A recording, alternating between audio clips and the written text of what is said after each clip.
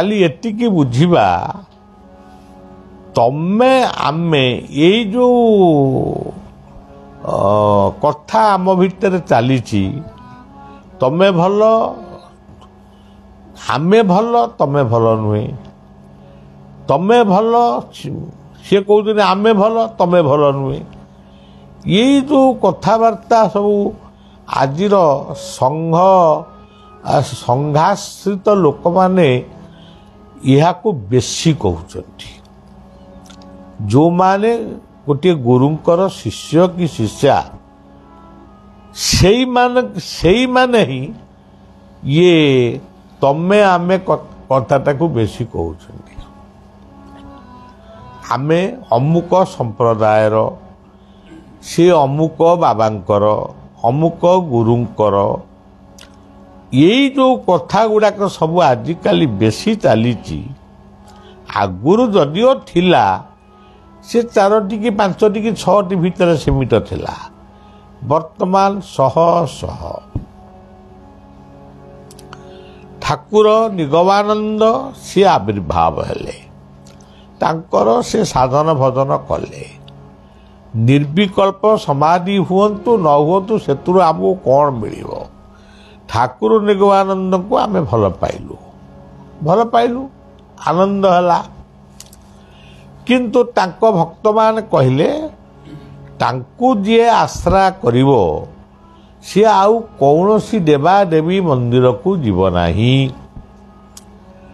କୌଣସି ଉପାସନା କରିବ ନାହିଁ ଯିଏ ଠାକୁର ନିଗମାନନ୍ଦଙ୍କର ଶିଷ୍ୟ ହେବେ ସିଏ ମାନେ 3ଟି ଜନ୍ମରେ ତାଙ୍କୁ ସେ ମୁକ୍ତି ଦେବେ ଏଇ ଯେଉଁ କଥାଟା ତାଙ୍କ ମୁଣ୍ଡରେ ପଶିଗଲା ତେବେ ଆମେ ଯଦି କୁଆଡ଼କୁ ଯିବୁ ତାହେଲେ ଆମ 3 ଜନ୍ମଟା କମିଯିବ ଆରେ ବାବୁ ଖାଲି ବାବୁ କହୁନି ବାବୁଆଣୀ ମାନଙ୍କୁ ବି କହୁଛି ବାବୁଆଣୀ ମାନେ ଗୋଟେ ଜନ୍ମ ଆଗେ ଭଲରେ ଯାଉ ଠାକୁର ନିଗମାନନ୍ଦ ପ୍ରଥମେ ସଚ୍ଚିଦାନନ୍ଦଙ୍କୁ ଗୁରୁ କରିଥିଲେ ସିଏ ପୁଣି ସଚ୍ଚିଦାନନ୍ଦଙ୍କୁ କାହିଁ ଛାଡ଼ିଲେ ତାଙ୍କୁ ବି ସେ ଠାକୁର ବୋଲି ଡାକୁଥିଲେ ସଚ୍ଚିଦାନନ୍ଦଙ୍କୁ ବେଲମାତାଙ୍କୁ ଗୁରୁ କଲେ ପ୍ରେମୀ ଗୁରୁ କଲେ ବାମାକ୍ଷେପାଙ୍କୁ ଗୁରୁ କଲେ ତନ୍ତ୍ର ଗୁରୁ କଲେ ଆଚ୍ଛା ଏଇଠି ସୁମେରୁ ଏଇଠି ବଳିଆ ପଚାରୁଛି ସେ ତ ନିଜେ 4ଟି ଗୁରୁଙ୍କର ସଂସ୍ପର୍ଶରେ ଆସିଲେ ତେଣୁ ସିଏ କ'ଣ କହିଲେ ତମେ କ'ଣ ବୁଝିଲ 3ଟି ଜନ୍ମ କୋଉଠୁ ଆସିଲା କୋଉ ଠାକୁରଙ୍କର ଶିଷ୍ୟ ପର ଜନ୍ମରେ କୋଉଠି ଜନ୍ମ ହେବେ କହିପାରିବେ କି ସେ କଥା ତ କହିପାରିବେନି ଆମେ 3 ଜନ୍ମ ମୁକ୍ତି ପାଇଯିବୁ ଗଲା 3ଟି ଜନ୍ମ କ'ଣ ତମେ ବର୍ତ୍ତମାନ ଯୋଉ ଜନ୍ମରେ ଅଛ ଇଏ ଗୋଟିଏ ଜନ୍ମ ଗୁରୁଙ୍କ ପଦାଶ୍ରିତ ହେଲ ଇଏ ଗୋଟିଏ ଜନ୍ମ ସାଧନ ଭଜନ କଲ ଇଏ ଗୋଟିଏ ଜନ୍ମ ଏ କଥାକୁ ନ ବୁଝିକିରି ଆମେ 3 ଜନ୍ମରେ ମୁକ୍ତି ହେଇଯିବୁ ଆମେ ଗୋଟିଏ ଠାକୁରଙ୍କର ସମ୍ମିଳନୀକୁ ବଳିବାକୁ ଡାକିଥିଲେ ମୁଁ ଯାଇନଥାନ୍ତି କାରଣ ସେମାନେ ସମ୍ମିଳନ କରିଥିଲେ ମୋତେ ଡାକିଥିଲେ କିନ୍ତୁ ଆଉ ଡାକିଲେନି ଏଇଟା ମାନେ ଅତି ଅପମାନିତ ଭଳିଆ ଲାଗିଲା ଏ ଛାଡ଼ ଗଲି ମୁଁ ଗୋଟେ ନିଗମାନନ୍ଦଙ୍କର ମାନେ ଭଜନଟିଏ ଲେଖିକି ନେଇଥିଲି ଯେତେବେଳେ ମୁଣ୍ଡ ବସିଲେ ଉଠିବାକୁ ଟିକେ କଷ୍ଟ ହେଉଛି ବୋଲେ ମୁଁ ଠିଆ ହେବି ଆପଣଙ୍କୁ ଭଜନଟି ଗାଇବେ ସେ କହିଲେ ଆମ ଭଜନ ଗାଇବେ ତ ଚୁପଚାପ କଥା ହେଲେ ଆମ ଭଜନ କ'ଣ ଜଗନ୍ନାଥଙ୍କ ଭଜନ ଠାକୁରଙ୍କର ନୁହେଁ ଯଦି ଠାକୁରଙ୍କର ନୁହେଁ ଠାକୁର କାହିଁକି ଜଗନ୍ନାଥ ଧାମକୁ ଆସିଥିଲେ ସ୍ୱର୍ଗଦ୍ୱାରରେ କାହିଁକି ରହିଥିଲେ? ତେଣୁ ଏଇଭଳିଆ କଥା ସବୁ ଶୁଣିକିରି ଆମର ଠାକୁରଙ୍କ ପ୍ରତି ଶ୍ରଦ୍ଧା କମୁନି, ଏଇ ଯେଉଁ ସଂଘାଶ୍ରିତ ବ୍ୟକ୍ତିମାନଙ୍କ ପ୍ରତି ଶ୍ରଦ୍ଧା ଆପେ ଆପେ କମିଯାଉଛି। କିନ୍ତୁ ସେ ମୋର ଦୀକ୍ଷା ଗୁରୁ, ହୃଦୟ ସିଂହାସନର ଠାକୁର ସେ, କିନ୍ତୁ ଏମାନଙ୍କର କଥା ସ୍ୱତନ୍ତ୍ର। ସେଇଭଳି ଭାବରେ ଠାକୁର ଅନୁକୂଳ ଚନ୍ଦ୍ରଙ୍କୁ ଯିଏ ଗୁରୁ କଲେ, ସିଏ ତାଙ୍କର କହିବେ ଇଏ ହେଉଛନ୍ତି ଏକମାତ୍ର ଗୁରୁ, ଆଉ ବର୍ତ୍ତମାନ ନିକଟରେ କେହି ଆସିବାର ନାହିଁ, କି ଆସିନଥିଲେ। ଏଇ କୃଷ୍ଣ, ଏଇ ରାମ, ଏଇ କଥା, ଏଇ ପୁରୁଷୋତ୍ତମ ଯଦି କେହି କୁଆଡ଼େ ଆସୁନଥିଲେ, ଠାକୁର ଅନୁକୂଳ ଚନ୍ଦ୍ର ପୁରୀ ଶ୍ରୀକ୍ଷେତ୍ରରୁ କାହିଁ ଆସିଥିଲେ? ଠାକୁର ଅନୁକୂଳ ଚନ୍ଦ୍ର ତାଙ୍କ ମନ୍ଦିରକୁ ଶ୍ରୀମନ୍ଦିର କାହିଁକି କହିଲେ? ଠାକୁର ଅନୁକୂଳ ଚନ୍ଦ୍ର ତାଙ୍କ ପ୍ରସାଦ ଖଳାକୁ ଆନନ୍ଦ ବଜାର କାହିଁକି କହିଲେ? ତମେ ବୁଝିବା ହେଉଛି ଭ୍ରମ। ତାଙ୍କ ବହି ପଢ଼, ସେ ପୁରୁଷୋତ୍ତମଙ୍କୁ ପ୍ରଣାମ କର, ଜୟ ଗୁରୁ ବୋଲି କୁହ। କିନ୍ତୁ ଏଇସବୁ ଜିନିଷ, ଏଇ ଯେଉଁ ଜୟ ରାଧେ ରାଧେ କୃଷ୍ଣ କୃଷ୍ଣ ଗୋବିନ୍ଦ ଗୋବିନ୍ଦ ବୋଲରେ, ଇଏ କଥାଟା କ'ଣ ଠାକୁର ଅନୁକୂଳ ଚନ୍ଦ୍ର ପ୍ରଥମେ ସୃଷ୍ଟି କଲେ? ତା ପୂର୍ବରୁ ଚୈତନ୍ୟ କରିଥିଲେ। ଜଣେ ଋତିକି କହିଲେ ঠাকুর আমার বলেছেন ये পৃথিবীতে আছে যত দেশ গ্রাম সর্বত্র প্রচার হবে আমার সত্য নাম। পৃথিবী কোউঠি? আমেরিকার কে পড়ুছি তাଙ୍କୁ জানিছি, ରୁଷିଆରେ, ଆରବ କଣ୍ଟ୍ରିରେ, ପାକିସ୍ତାନରେ, କାହିଁ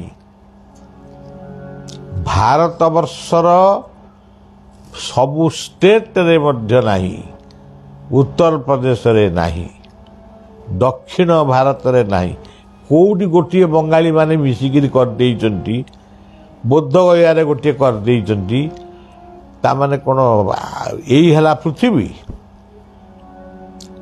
ତେଣୁ ଏସବୁ କଥାରେ ପଶ ନେଇ, ପୂର୍ଣ୍ଣ ପୋଥି ପଢ଼, ତାଙ୍କ କୀର୍ତ୍ତନ କର, ସତସଙ୍ଗ କର, ସେତିକି ଯଥେଷ୍ଟ। ତେଣୁ ବାୟା ସେୟା କହିଲେ, ଆଉ ତମର ଆମର ଠାକୁର ଅଭିରାମଙ୍କ ଆଶ୍ରମରେ କେବେ ବି କେହି ଅନ୍ୟ ଗୁରୁଙ୍କର ଭଜନ ଗାଆନ୍ତି ନାହିଁ। ଠାକୁର ଅଭିରାମ କ'ଣ ସେୟା କହିଛନ୍ତି?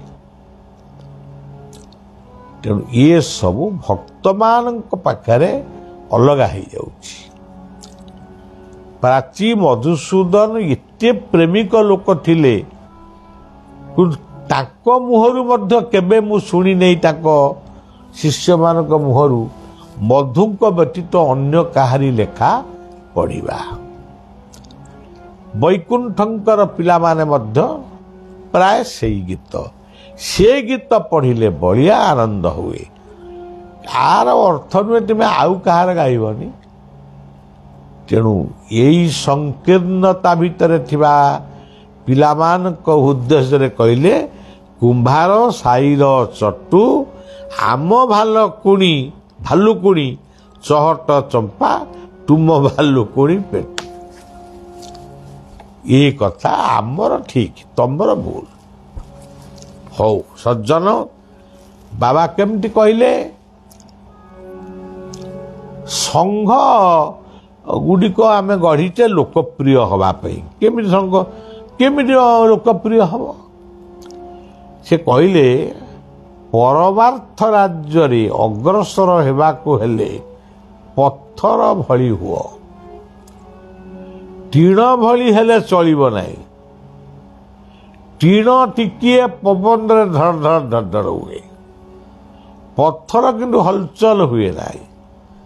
ଖାଲି ପଥର ହେଲେ ଚଳିବ ନାହିଁ, ତୁଠ ପଥର ଭଳି ହୁଅ। ତୁଠ ପଥରରେ ଲୋକ ପରେ ଲୋକ ଆସି ଗୋଡ଼ ଘଷି ଦେଇ ଯାଉଥିଲେ, ସିଏ କିନ୍ତୁ ପଡ଼ିଥାଏ ଅବିଚଳିତ ଭାବରେ, କିଛି କହେ ନାହିଁ। ଅହଲ୍ୟା ପଥର ହେଇଥିଲେ, ରାମଙ୍କର ପାଦ ସ୍ପର୍ଶ ପାଇଲେ। ଆମେ ତ ପଥର ହବାନି କି ପତର ବି ହବାନି। କ'ଣ ପାଇଁ ଏତେ ଗୁଡ଼ାକ, ମାନେ କ'ଣ ପାଇଁ ସବୁ ଏତେ ଦମ୍ଭ? ବଳିଆ ଆଜି ପର୍ଯ୍ୟନ୍ତ ଦେଖିଛି ରାଞ୍ଚିରେ ଯୋଗାନନ୍ଦଙ୍କ ଆଶ୍ରମରେ, ଯୋଗଦା ଆଶ୍ରମରେ ଆମେ ଖାଲି ଟିକେ ସେ ପ୍ରଜ୍ଞାନନ୍ଦ ହରିହରାନନ୍ଦ ଗିରି କଥା ଟିକେ କହିଲୁ, ତାଙ୍କ ମୁହଁଟା ଗୋଟେ ନାଲ ପଡ଼ିଗଲା। ଆଉ ତରାତିକିରି ଆଖି ଅନେଇଲେ। କ'ଣ କହିଲେ? ସେ କିଏ? ଯୋଗାନନ୍ଦଙ୍କ ପରେ ଆଉ କେହି ଗୁରୁ ନାହାନ୍ତି। ଆମେ ଏକାଥରେ ଚୁପ୍ ଚାଲି ଆସିଲୁ, ଆଉ ସେଠିକି ଗଲୁନି। ଇଏ କି କଥା? ତେଣୁ ଏଇ ସବୁ କଥା ମହିମା ଅଲେଖ ସ୍ୱାମୀ ବାବାଜୀ ମାନେ ବହୁତ ଭଲ, ପୁରା ବାଡ଼ି ଧରିକି ଆସନ୍ତି। ଦିନେ ଆମ ଘରେ ବସିଲେ, ଆମ ଚଉରାରେ ଯେଉଁ ତୁଳସୀ ଗଛ, ସେ ବାଡ଼ିଟାକୁ ନେଇ ତୁଳସୀ ଗଛ ଲଗେଇଲେ, ହେଲେ ଏଇ ଗୋଟେ ଅସତୀ, ଏଇ ଅସତୀକି ତେବେ ପୂଜା କରୁଛୁ। ସେତେବେଳେ ମୋର ବୟସ 14-15 ବର୍ଷ। ମୋ ଦେହ କ'ଣ ହେଇଗଲା। ମୁଁ କହିଲି ଏତେ ଅଭିମାନ, ତୁଳସୀ ଗୋଟେ ଔଷଧ ଗଛ, ଏ କଥା ଏମାନେ ଭୁଲି ଯାଉଛନ୍ତି। କାଶ ହେଲେ ତୁଳସୀ ରସ ବହୁ ଖାଆନ୍ତି।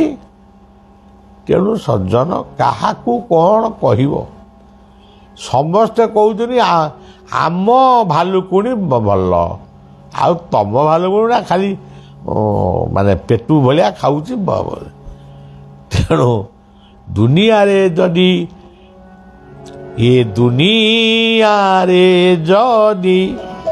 କେହି ବଡ଼ ଏକା କଳା ଠାକୁର, ଦୁନିଆରେ ଯଦି କେହି ବଡ଼ ଥାଏ, ବଡ଼ ଏକା କଳା ଠାକୁର। ଦୁନିଆରେ ଯଦି କେହି ଦୁଃଖ ଶୁଣେ, ଦୁନିଆରେ ଯଦି କେହି ଦୁଃଖ ଶୁଣେ, ସେହି ଏକା କଳା ପଥର, ସେହି ଏକା କଳା ପଥର, ସେହି ଏକା କଳା ପଥର, ସେହି ଏକା କଳା ପଥର। ଦୁନିଆରେ ଯଦି କେହି ଦୁଃଖ, ହେ ବାବୁ, କାହାକୁ ଗୁରୁ କରୁଛ କର। ତମେ ଯେଉଁ ସ୍କୁଲକୁ ଲାଇକ୍ କଲ, ସେଇ ସ୍କୁଲରେ ପାଠ ପଢ଼, ସେଇ ସାର୍ଙ୍କୁ ମାନ। ତାର ଅର୍ଥ ନୁହେଁ ଆରପଟ ଗାଁର ସ୍କୁଲକୁ ପୋଡ଼ି ଦିଅ କି ତାଙ୍କ ସାର୍ମାନଙ୍କୁ ବାଡ଼ା ଟେକା ପକା। ତମ ବାପ ମାଆଙ୍କୁ ତମେ ଭକ୍ତି କର, ତାର ଅର୍ଥ ନୁହେଁ ତମ ପଡ଼ୋଶୀ ବାପ ମା ଯିଏ ଅଛନ୍ତି ତାଙ୍କୁ ମାନେ ଛୁରୀ ଦେଖେଇକିରି ଡରେଇକିରି କଥା କହିବ। ଛି ଛି ଛି ଛି। ଆଜି ଧର୍ମ କଥା ବଢ଼ିଛି ନା କମିଛି? କମି ଯାଉଛି। ଏଇଭଳିଆ ତୋର ମୋର ଭାବ ଯୋଉଠି ସେଠି ବଢ଼ିଲା କେମିତି? ଏମିତି କଥା, ଇଏ ତ କଥା। ତାପରେ ଆଉ ଗୋଟେ କଥା ବି ଅଛି, ଯିଏ ରାମବାଦୀ, ରାମଙ୍କୁ ଭକ୍ତି କରୁଛନ୍ତି, ଗୋଟେ ବାବାଜୀ କହିଲେ ତମର ଗଉଡ଼, बोले आपणकर आम क्षत्रिय बोले क्षत्रिय किए ना राम बोले गौड़ किए ना कृष्ण बोले कौन टा है क्षत्रिय युद्ध करी मनीष को मारे ये पका क्षत्रिय नुहे से गौड़ परा क्षीर दिए गौड़ ठाकुर को कांधाए गौड़र अधिकार अच्छी से क्षीर नहीं ठाकुर ऊपर ढाल गौड़ कभी खराब है ना आम लिखिं आम बहुत कवि ना कहला मोर मन नहीं गौड़ गुड़ा नहीं घरे न रहंती गौड़े बड़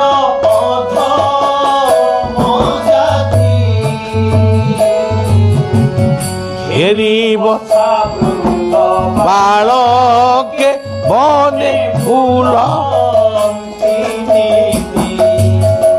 घरे नरु गौ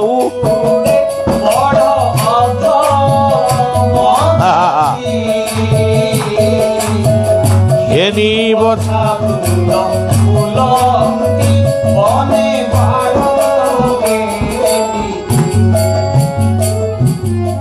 ओ यही कथा तमे कौन बुझीच साहित्य ज्ञान अच्छी तुमर अधम माने कौन की अधम माने मूर्ख बाध्य घरे न रुहंती गौड़े सी महिषी की पालन करिवा पाई गोगस्थरे शुअंती महिषी को पानी पाखरे रखती पड़ियारे चराती ये सेवकटी झाड़ूदारटी पिलादिने हस्टेल रे बलिया थिला बेले मोर जड़े बाल्य साथी पढ़ा साथी थिले ब्रजकिशोर महापात्र तांको आमे बलिया ब्रज डाके तांको बापा माँ बजुली डाकती आज भी से अच्छी आओ आमे दुई जनकर गोटे खट दुई जनकर गोटे बाक्स दुई जनकर गोटे कथा सी किंतु मते बाबा बोली संबोधन करुले सी मते बहुत भल पाउले तांको ज्वर हेले मु तांको हाथ कोड़े तांको हाथ पकई ऊपर शोला ज्वर भल हो जाऊला आता ये सब कथा आमे महिषी घी खाऊ दी जन जाक आउ क्या दौना से महिषी घीर कथा आज मन अच्छी सी महिषी घी दिए कि किणु दास ता कथा भी मोर मन अच्छी तेणु सज्जन भूल बाटर जाओनी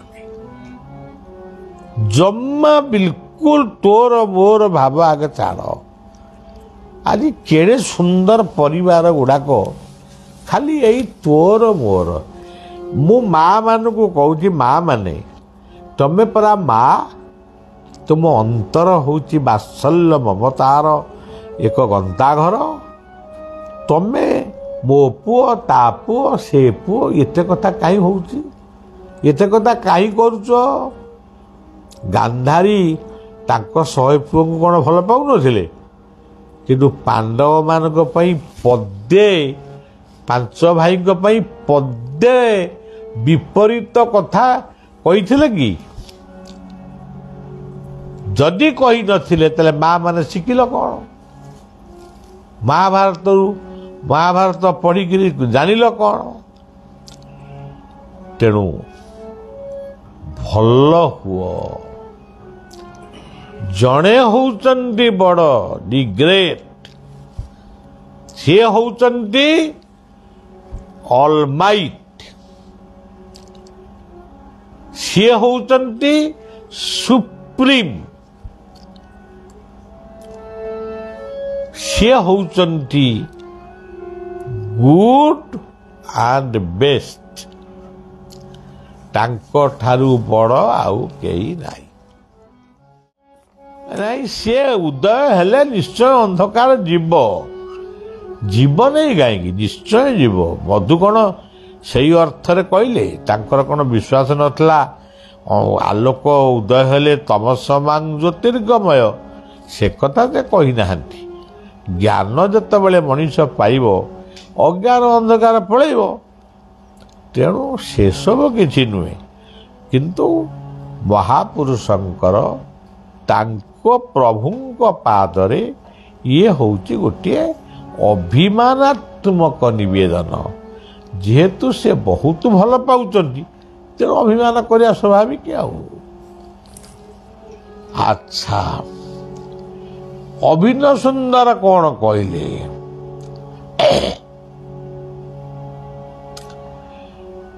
ଗୁଡ଼ରେ ଗୋଟିଏ ପ୍ରତିମା ତିଆରି କରିଦେବ। ଇଏ ଗୋଟେ ଗୋଟେ ମହାପୁରୁଷ ଗୋଟେ ଗୋଟେ ପ୍ରକାର ସବୁ କଥା। କିଏ କର୍ଣ୍ଣକୁ ଖାଇ କିଏ ବା ନେତ୍ରକୁ ଖାଇଯିବ। ଆଉ ଇଏ କ'ଣ ମାନେ ତ ମୁଁ ବୁଝିପାରୁନି, ଆଉ କହି ବୁଝେଇବି କ'ଣ? ଗୁଡ଼ରେ ଗୋଟିଏ ପ୍ରତିମା ତିଆରି କରିଦେବ। ଗୁଡ଼ରେ ପ୍ରତିମା ହବନି, ଆଉ ଗୋଟେ ଗୁଳା କରିଦେଲେ ହବ। ଆଉ କିଏ କର୍ଣ୍ଣକୁ ଖାଇ କିଏ ବା ନେତ୍ରକୁ ଖାଇଯିବ। ଆର ଅର୍ଥ ବଳିଆ କହିପାରୁନେଇ, ଭାବିଲେ କହିବି, କାଲି ଆଡ଼କୁ କହିବା। ଆଉ କ'ଣ କରିବା? ଏ ତ ଏମିତି ଓଲଟ ପାଲଟ କରି ଲେଖିଛନ୍ତି। ଆମ ଅଚ୍ୟୁତାନନ୍ଦ କ'ଣ ଲେଖିଲେ ତାଙ୍କୁ ବୋଲା ବୁଝଉଛନ୍ତି ଦୁନିଆ ଯାକ, ଇଏ ଅମୁକ ମସିହାରେ ଅମୁକ ହବ, ସମୁକ ମସିହାରେ ସମୁକ ହବ, ଆଉ କରୋନା କେଉଁ ମସିହାରେ ହବ ସେ କଥା ଲେଖା ନାହିଁ। ଆଉ ଏସବୁ କଥା ଆଉ କ'ଣ କରିବା? ମହାପୁରୁଷମାନଙ୍କର ଠାର ଗାରକୁ ବୁଝିବା କଷ୍ଟ।